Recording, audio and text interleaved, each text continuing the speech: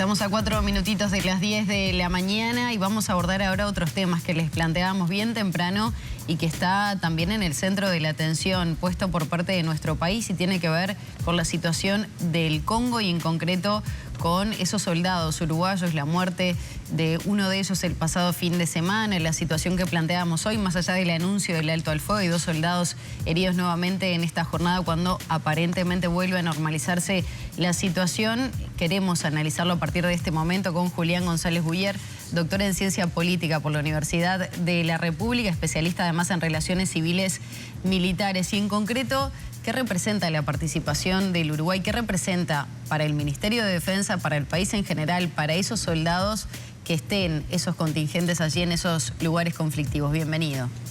Bueno, gracias por la invitación. Una primera cosa, tú decís qué representa para el Ministerio de Defensa. En realidad, la pregunta, y perdóname... No, está bien. No quiero corregirte. ¿Qué representa para el Ministerio de Relaciones Exteriores? Porque esto, digamos, el rol del Ministerio de Defensa y en particular de las Fuerzas Armadas es de carácter instrumental. Esto es parte de la política exterior del país. O sea, que es una responsabilidad del Ministerio de Relaciones Exteriores. Pero entiendo... ¿Por qué lo planteas? Porque en realidad, a pesar de que... ejecuta en definitiva a través del Ministerio de Defensa. Lo que yo te estoy diciendo es el deber ser. Exacto. La realidad es que en nuestro país el tema ha estado en manos ya no del Ministerio de Defensa, de las Fuerzas Armadas. El Ministerio de Relaciones es como el revés del pepino. El Ministerio de Relaciones Exteriores ha estado al servicio de las Fuerzas Armadas para cumplir funciones de apoyo, en fin, qué sé yo, y aprovechó en algún momento lo que habían hecho las Fuerzas Armadas en operaciones de paz para postular exitosamente a un lugar, a un asiento no permanente en el Consejo de Seguridad que ocupó durante 2 años, pero en realidad... es una política que llevan adelante las Fuerzas Armadas. Bien. Entonces, ¿qué significa esto? Me preguntabas. Y bueno, en realidad, en la medida que esto no es parte de la política exterior del país, hay que plantearse qué significa esto para las Fuerzas Armadas y además para sus integrantes, ¿sí? Porque esto tiene como 2 dimensiones. El interés de las instituciones armadas, en este caso del Ejército, porque ya es la única fuerza que tiene contingentes desplegados. En otros momentos había contingentes de la Fuerza Aérea y de la Marina, pero en este momento solo del Ejército. Hay un interés institucional que tiene que ver con una cuestión económica, que es recaudar fondos, digamos, que paga Naciones Unidas como retribución por el equipamiento que el país pone a disposición de Naciones Unidas para cumplir la tarea. Además, obviamente, porque es una forma de ahorrar, porque ese personal va a estar entrenando. Claro. En condiciones mejores a un entrenamiento común, porque es en teatro real, ¿no? De operaciones, y además, bueno, contacto con otras Fuerzas Armadas, en fin, ese tipo de cosas, la cuestión del prestigio, si se quiere, a nivel internacional, que eso le importa obviamente al Ejército Uruguayo, a las Fuerzas Armadas uruguayas, y después, desde el punto de vista ya más individual de los integrantes de las Fuerzas Armadas, yo te entregaba allí una gráfica. Tradicionalmente siempre se ha dicho los soldados ganan salarios bajos, lo cual es cierto. Sin embargo, desde 2010 a la fecha se ha ido incrementando muy fuertemente el volumen de fondos del presupuesto del Ministerio de Defensa destinado a salarios. Hoy en día, del presupuesto total del Ministerio de Defensa, el 80% se dedica a los salarios. Es una cifra enorme. Eso no quiere decir que los salarios sean muy altos, pero quiero decir que han mejorado, ¿no? Entonces, para un soldado, estar 6 meses, 9 meses en una operación de paz le hace la diferencia y le permite construirse una casita, mejorar su casita, en fin. Para el oficial supone comprarse un auto nuevo, qué sé yo, o hacer una reforma en su casa.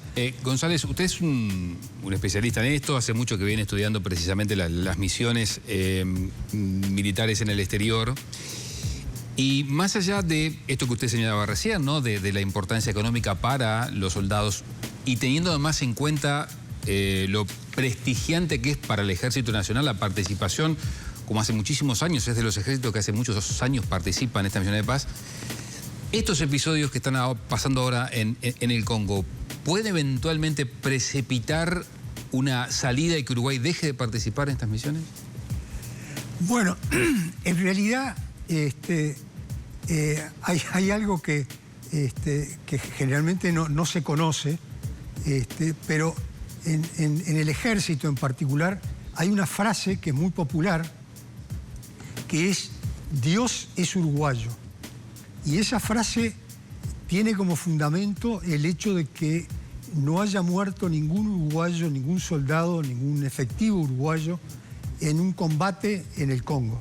De ahí surge, si han muerto efectivos en accidentes, por enfermedades, en fin. Este es el primer caso de... Hasta este fin de semana no había pasado. No había pasado. Y hay efectivos desplegados desde el año 2002. Es decir, un periodo muy largo en un teatro de operaciones extremadamente complejo, y con un detalle. En el 2010 la operación cambió su nombre, era MONUC y pasó a llamarse MONUSCO. La S que se agregó, MONUSCO, viene de estabilización, y eso alude a la cuestión de la imposición de la paz. Es decir, los cascos azules están allí para imponer la paz, porque allí hay actores que no están de acuerdo con la paz. Es decir, es un conflicto en curso, hay combate, hay actores que no participan del acuerdo de paz. Y entonces, con este cambio de escenario, ¿puede eventualmente precipitarse un retiro de las fuerzas uruguayas? Un detalle más que me parece que es muy importante para que se tenga claro. La MONUSCO es una operación de paz que en la jerga de Naciones Unidas se llama robusta. Estas operaciones robustas de imposición de la paz surgen de dos experiencias principales. Una, la masacre de Srebrenica en Bosnia, donde en un lugar que era una zona destinada a la población civil, donde había concentrados musulmanes, y Naciones Unidas tenía que proteger esa población civil. Estaban bajo protección de Naciones Unidas. Las tropas serbias los masacraron. Y los holandeses que estaban custodiando esa población no tenían mandato para combatir. Por lo tanto, los mataron adelante de ellos. Eso generó, bueno, un montón de consecuencias para Holanda. Y en Ruanda, que tiene mucho que ver con lo que pasa en el Congo, en el genocidio que hubo, Naciones Unidas estaba presente y Naciones Unidas no impidió el genocidio. Entonces, eso llevó a que se estableciera esta cuestión de la imposición de la paz y los mandatos robustos. Y esto determina que la protección de la población civil supone la posibilidad de combatir a quien quiera masacrar a la población civil. Y el hecho es que en el Congo, el ejército del Congo, el M23 y 2 o 3 grupos más, masacran sistemáticamente poblaciones. O sea que no es raro. Le iba a preguntar justamente, y sobre todo para aclarar un poco el panorama para los uruguayos que estamos acá, que tal vez no estamos siguiendo tan de cerca la cuestión vinculada a estas misiones de paz, el rol que tienen que cumplir estos soldados. Proteger a la población civil. Proteger a la población pero civil. En una situación... Y ahí la pregunta es, ¿qué capacitación tienen los soldados uruguayos para este tipo de funciones? Capacitación tienen.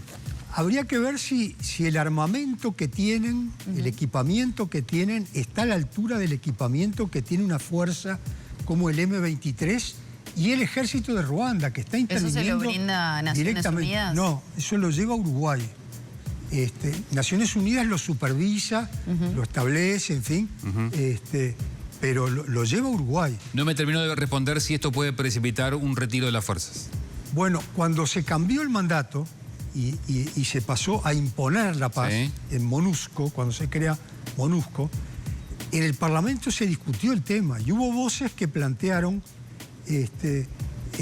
que ese cambio de mandato suponía que los cascos azules pasaban a ser actores dentro del conflicto, ya no, digamos, una fuerza de paz que mantiene la paz, sino un actor en un conflicto que está en curso.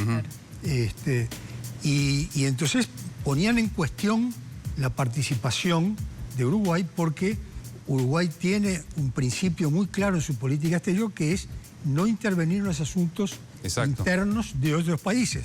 De hecho, cuando estamos allí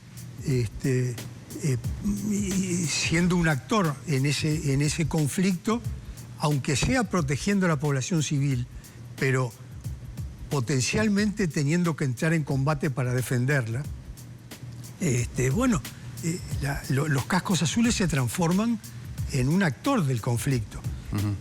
Incluso más, la MONUSCO ha tercerizado una parte de su actividad en una fuerza de países del sur de África, que son Sudáfrica, Malawi y Tanzania. Ahora hace unos días murieron varios soldados sudafricanos y algún soldado de Malawi, que son parte de ese contingente que, de acuerdo a la resolución de Naciones Unidas, puede llegar a tener hasta 13.000 efectivos. No sé cuántos tiene en este momento, pero ese destacamento, digamos, tiene un mandato claramente de combate. Es para neutralizar a los grupos insurgentes. Eso es combate. Si se compara con este cambio, ¿no? Lo anterior a lo que está ocurriendo ahora allí en el Congo, ¿están en peligro o más en peligro que antes los soldados? Bueno, en peligro mayor implica... hace mucho tiempo que están. Y de hecho, por eso la frase que se acuñó en el ejército de que Dios es uruguayo, porque ningún soldado había muerto en un combate. Es decir, el peligro existe desde hace mucho tiempo y se ha agudizado estos últimos días porque se agudizaron los combates, porque por alguna razón Ruanda quiso tomar goma. Y ahí hay otro tema muy interesante que hay que tomar en cuenta también. Ruanda es un país chiquito, tiene 14 millones de habitantes y debe tener el doble de territorio de Uruguay, un poco más. Y el Congo es un país enorme, con muchos millones de habitantes. Sin embargo, está en jaque por ese país tan chiquito que obviamente lo tiene en jaque porque tiene mucho respaldo de las potencias europeas. González, nos queda muy poquito tiempo. En el final le quiero preguntar si ante la hipótesis de que Uruguay resolviera retirar las tropas, que es una hipótesis loable que se puede incluso discutir a nivel parlamentario teniendo en cuenta este cambio de escenario, ¿eso se puede hacer de manera inmediata o tiene que ser paulatino? Bueno, en realidad el gobierno del Congo había solicitado a Naciones Unidas que retirara la operación de paz. Y había una fecha de retirada que era hacia fines del año pasado. Después hubo un cambio y la retirada se decidió hacer de manera más gradual. Pero en realidad la operación de paz del Congo está en retirada. Hay una experiencia previa que es la de MINUSTA. Uruguay esperó para retirar todas sus tropas de Haití a que Naciones Unidas terminara la misión. ¿Por qué razón? Porque si Uruguay se retira antes de que Naciones Unidas levante la operación de paz, Uruguay tiene que pagar el retorno del personal y del equipamiento. Y entonces no es negocio, digamos, y por eso muy probablemente hasta que Naciones Unidas no termine la operación de paz, Uruguay va a seguir participando. Bien. Por las razones que dijimos y por esta razón del artillero, de que está como atado, no se puede ir porque tiene que pagar para repatriar toda la... Claro. Doctor, le agradecemos mucho que nos haya acompañado en esta mañana, sobre todo para echar un poco de claridad a un tema, bueno, que tiene en vilo a muchas familias de nuestro país, ¿no? Bueno, espero que haya servido y les agradezco la invitación. A usted. Muchas gracias.